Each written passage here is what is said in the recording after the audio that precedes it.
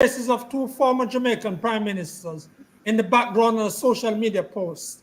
The faces were covered by emojis by someone connected to the office of a junior minister of government, Orlando Terrell. In the same week that one of the foundations or cornerstones of our justice system, the Office of the Director of Public Prosecutions, was mired in controversy, even after the Constitutional Court ruled on legislation that had come to Parliament affecting the current holder's stay. It's the same place, Jamaica, where for so long the rot has set in. Good day. Good day. This is the 116th episode of the Frankly Speaking Jamaica podcast. Thank you for sharing your time and thoughts. Please share and subscribe to this podcast. Regular commentators Desmond Richards and Winnie Anderson Brown are here with us this week. Mary is still on her break. We also have with us that the commentator is a leader in the diaspora, Erwin Clare, coming to us from New York this time. Let's first get a summary of what Desmond and Winnie will speak about. Let's see if Winnie is with us yet or it's Desmond. Desmond, you just give us a summary of what you're going to be saying. Well, the court system has been thrown into a state of confusion due to the ruling of the High Court that the DPP should leave office. Frankly speaking, I don't know why the DPP, the proper thing for the DPP to do is to step aside immediately. She has spent 15 years giving splendid service to the country. So I don't know why she believes that she's the only person.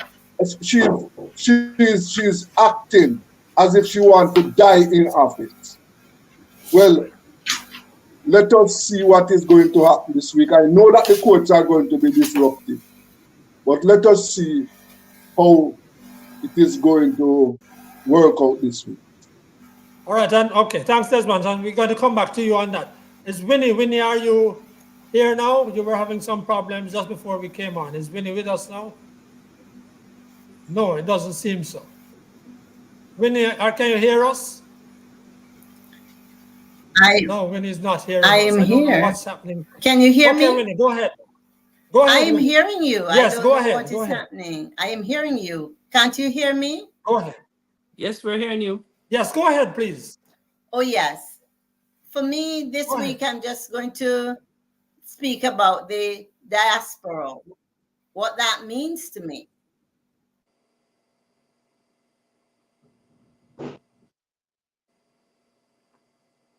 All right. Winnie has been getting some problems with her internet. So let's go to Erwin Clare, who is our special guest today and is a leading person in the diaspora and is involved with Team Jamaica Bickle. For those who are not sports-minded, you won't necessarily know. But Erwin, welcome. Just tell us what's happening this week. So you guys over there in the Northeast US.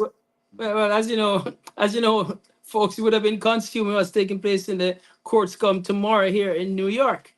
As far as relates to the Jamaican side of things, last week, Sunday this time, Team Jamaica Bickle will have been celebrating as part of his massive 30th anniversary Labor of Love lunch and gala to raise funds for athletes or ambassadors from Jamaica and the Caribbean who will be at the Panelists this weekend. Did you say the 30th anniversary? Did you say the 30th anniversary? 30 years we've been providing support to our athletes' welfare as a diasporic organization. I think one of the only in the diaspora to have that distinction. Of course, the other news that would have marred us here this week would be the alleged or the challenges that exist within the diaspora and those who have differences of opinions as it relates to the upcoming diaspora conference. And there seem to be a competing organization that will be having a diaspora conference during the same time that the one will be held in Jamaica. And that has caused some angst in certain parts of the society. And let me just be clear here, is that the average group goes out on a daily basis and does what they have to do on behalf of Jamaica. This so-called feud has not stopped or deterred any activity within the diaspora community to continue to fulfill their mandates that they have in Jamaica. But Erwin, before you go on, what is the major issue? Isn't it that the new group, I don't know if they have a specific name because it's also confusing, but the new group is saying that the other ones are too politically aligned, are too orthodox, are not allowing other people in. Is that correct? Is that your understanding? No, I've not heard that. Because you are considered to be part of the establishment, right? I am not a part of any group at this point. I'm a part of Team Jamaica Baker that continues to contribute to Jamaica's sports infrastructure. That's where I find myself. Okay. And I also recognize myself as part of Jamaicans living outside of Jamaica who puts Jamaica first in all we do. As it relates to what is going on, from what I understand, is that there are persons who feels that the issues that are germane to Jamaica at this point, as far as its impact around crime and violence, is not being handled in a manner speaking that they are satisfied with. And they want this dialogue, they want this conversation to occupy more of our leaders. That's what I understand. As a result of that, yes, they obviously have been challenging or engaging with the hierarchies here in Jamaica, notably those who represent Jamaica, for dialogue, for inclusion. Whether this has taken place or not, obviously it's not to their satisfaction because they feel locked out and disgruntled. I want to categorically clearly state here that I, Erwin Clare, do not support any missive right now to have a boycott of the Diaspora Conference in Jamaica. I may have my differences, that's personal, but as it relates to those who wish to go to a Diaspora Conference in Jamaica, they should have the right to do so. It could be a talk fest, however, it's an opportunity for Jamaicans in the diaspora to engage with Jamaicans at home with the intention to find solutions and partnerships to better our nation. But at the same token, everyone has a right to voice their opinions. I've known you for a long time. Yes. Erwin, I've known you for a long time, and the very fact that you are not engaged in any of these groups suggests something to me, because you have been engaged in dealing with a lot of the issues that affect Jamaicans overseas. I mean, when I was there for a little while, I saw your work. I was involved with your immigrant society, community, and all of that. So tell us, as far as you are concerned, is there a significance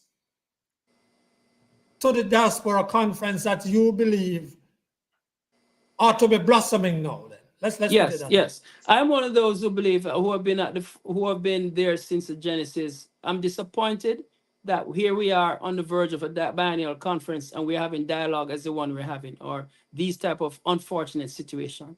We have failed over these years to, probably codified is not the wrong word, but to put in place a structure that is more representative of us as a people, and at the same time allowing for the diaspora group to be organized and be representative in their thoughts and how they choose to partner with Jamaica. We don't have that today. Changes took place recently that have not necessarily provided that course of action, Franklin. And it has caused angst in our society. We have a global diaspora board today that is made up of more persons appointed by the minister than are elected. The minister sits as the chairperson. And therein lies part of the challenge. Just lost a diaspora board. Can you just say what you said there again? I said the global diaspora board, and I'm quite certain I'm calling it incorrectly too, which was recently reconstituted a couple of years ago, have more members appointed by the Minister of Foreign Affairs than they are elected supposedly by persons in the diaspora. Now that in itself is cause of concern right there, because also the minister sits as a chairperson. So one could fathom a lot of ideas, a lot of comments from that operation. Erwin, the main problem with the diaspora group is a simple one. That the government of Jamaica want to exercise too much control over the group. Now, the group is supposed to be an independent body that is selected by Jamaicans living abroad who want to work and address issues affecting Jamaica. That is what the diaspora group is. It is not an arm of the Ministry of Foreign Affairs. What has happened over the years is that the government want to treat the diaspora group like one of its constituency. It is not a constituency of the government. And for example, two of the main issues. What the number one problem in Jamaica today is crime, followed by corruption. And the new Dr. Rupert Francis group is saying that those issues must be given attention. Those issues are not on the agenda of the conference that is going to be held in Jamaica. The conference that is going to be held in Jamaica, it has the resemblance of an annual party conference. Oh, okay. All right, Erwin, you want to make a quick response, and we're going to see if we can get back Winnie into this. Yeah, I have no response on that because Desmond is correct. The two issues that are germane, not just to Rupert Francis group or any other, but to Jamaicans in general, crime and violence and corruption. And I think any kind of meaningful engagement with diaspora at this time must provide that kind of platform for consultation or discussions on that. So yes, I agree with that. That is something that should be part of our discussions at a conference. It's not a tourism conference where we're just sugarcoating how great a people we are. We are greater people when we are able to discuss issues that are germane to our existence, and that those two are part of it, should be part of it. Oh. All right, thank you. Let's see if Winnie wants to. Winnie, it's your issue. You wanted to take it on, but you seem to be having a lot of issues there. But Winnie, go ahead. You just speak. Winnie, go ahead. Your internet problems this week. Bad. Go ahead, Winnie. She's not hearing. Yes, I hope you can hear me, because yes. I'm being kicked off. I don't know what's going on. So, can you hear me? Yes, go ahead. Go ahead. Are you hearing me? Go ahead, Winnie. Okay. Go ahead. I don't know what preceded me because I was going in and out. But what I want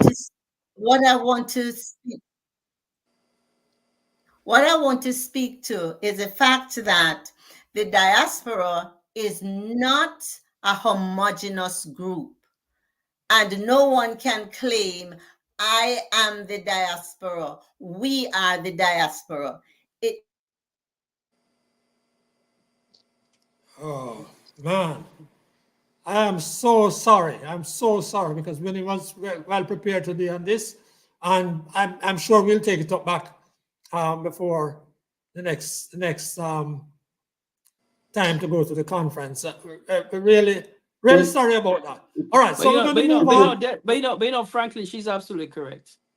There's no one set of groups that can speak on behalf of the diaspora. That is true. And one could probably say the same thing too in Jamaica too. But the point is that the issues, I think we are all in agreement. Most people, crime and violence, corruption are issues that we can't just sweep under the rug. But listen to you guys, Erwin, Desmond. I mean, aren't those issues now accepted as major issues in Jamaica that are going to be dealt with over time by the government and so forth? And what they're bringing to you guys from the diaspora, or the people from the diaspora, are some opportunities and so forth in Jamaica, as opposed to just wanting to go over the problems and hammering down the problems. But at the same token, in all fairness, we're not saying that. And I was about to say we won't allow it to consume the whole conference, but we can't pretend it doesn't exist. And here we have an opportunity. We're bringing folks from the diaspora coming in. That must be a subject here. That must be some panel discussions on it.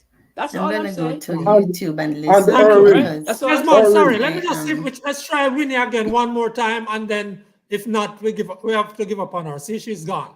Desmond, you go ahead and go into your issue of the governance issues you were talking about with the courts. Go ahead. We're losing Winnie, and she's not good. Go ahead. As we speak, the Jamaican courts are in confusion right now, and it has to do with a ruling by the Supreme Court Friday that the office of the DPP is vacant. Listeners and viewers will remember how the government rushed an amendment to the Constitution in order to extend the DPP time in office. Lots of people were in disagreement with that. The Constitution is something that you don't rush. When you're amending the Constitution, this is the supreme law of the land. You don't rush. The government uses majority in Parliament to rush a change. Well, that was overturned in the courts. I am of the view that the DPP, after serving 15 years of giving 15 years of sterling service, should just pack her bag and walk away gracefully. I don't know why she and the government is fighting to retain her in office. Why is that so? Why is she so special to the government? And therefore, I am saying that the PNP or the opposition, yes, should go back to the court and let the court make a final pronouncement. Even when I am not a lawyer, but based on what I read from Desmond, there's a view among some that there's a need for the court to interpret again their ruling, which is what you are saying, that they should be going back to the courts. The government and the opposition have firmly different positions on this. But you go ahead.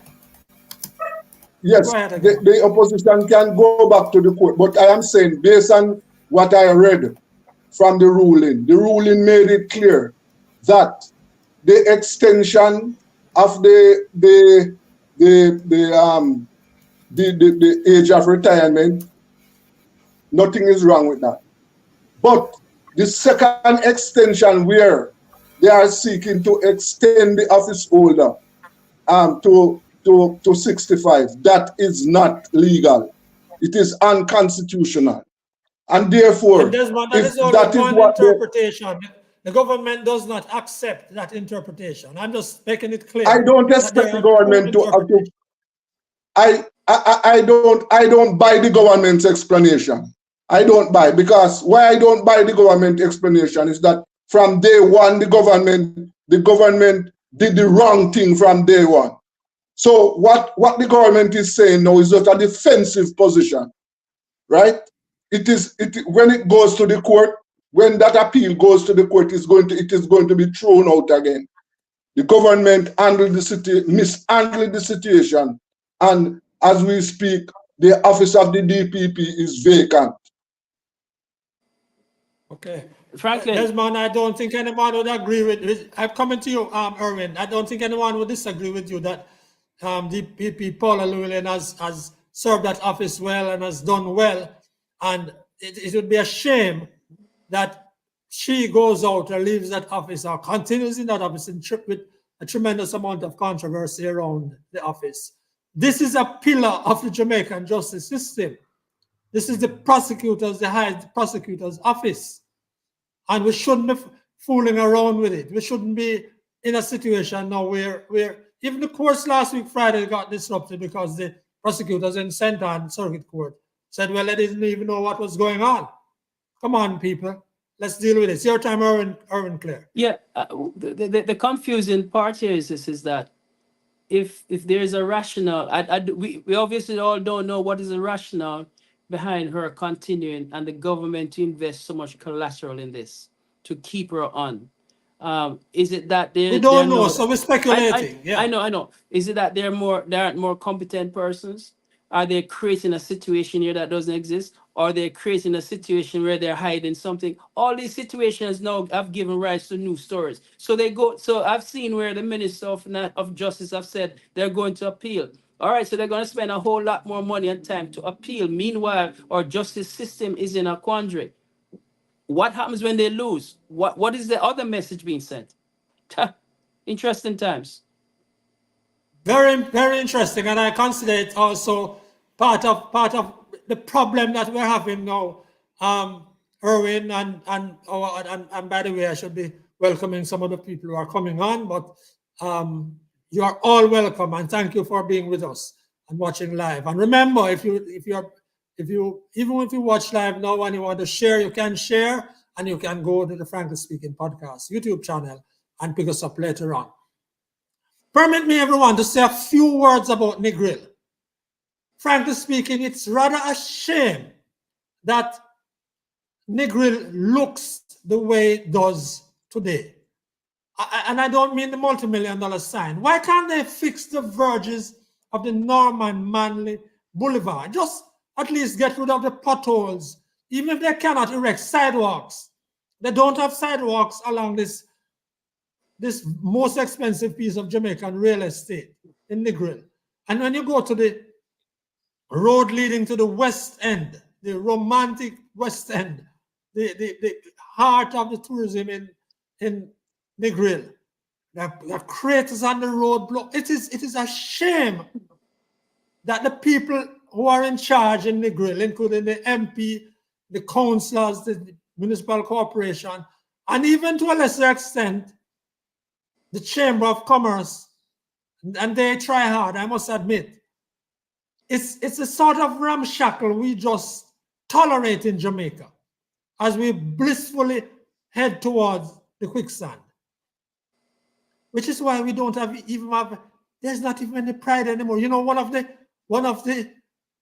issues of the last week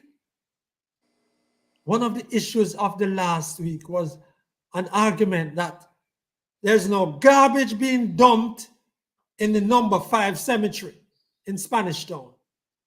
Number 5 cemetery. Garbage being dumped in there. And the council and the solid waste organization are having an argument about who is responsible for it. Garbage being dumped in the cemetery. But why not? The cemeteries across the island have been kept like dumps for years. For years. And the Ministry of Local Government has not demanded that this not be so. The people who live in the town centers have not demanded that this not be so. It's a ramshackle, people, and we are tolerating too much of it. It's the same way we are now arguing around this whole matter of the office of the DPP. Frankly speaking, it's the whole thing. Look, our children are growing up and seeing nastiness around them, like the cemeteries, like the transport centers.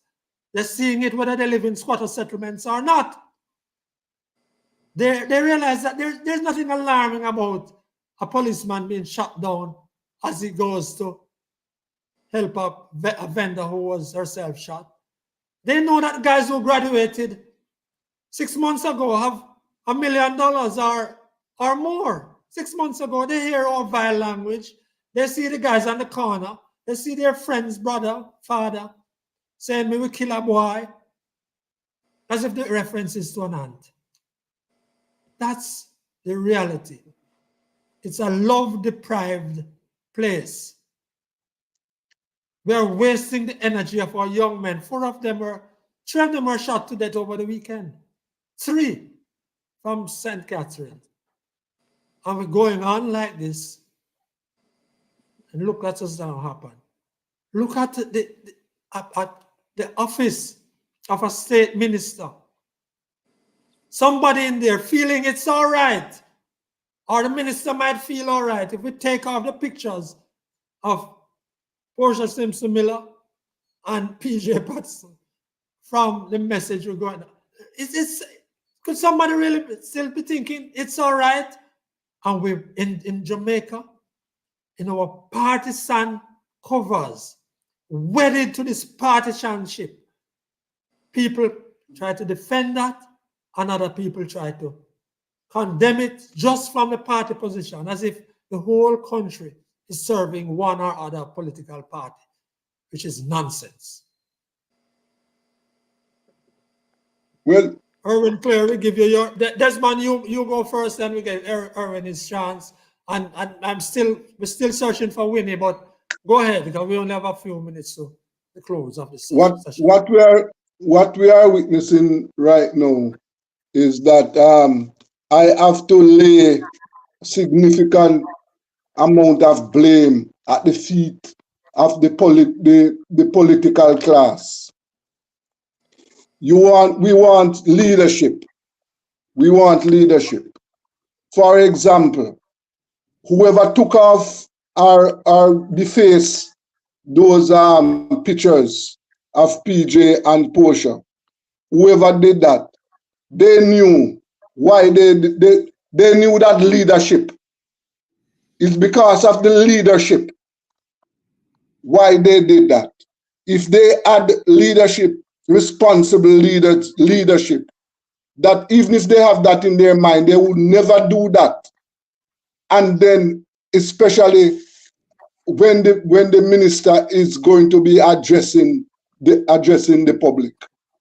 So what the garbage, the crime, the corruption, I'm saying that I am laying it at the feet of the political class.